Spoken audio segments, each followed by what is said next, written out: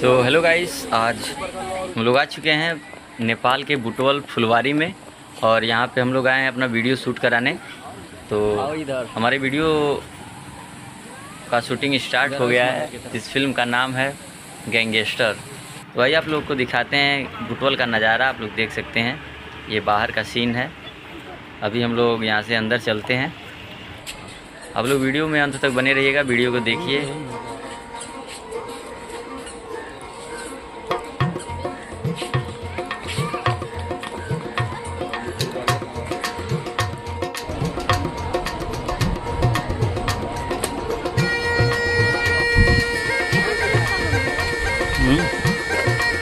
अरे यहाँ के भगवान लोग का मंदिर।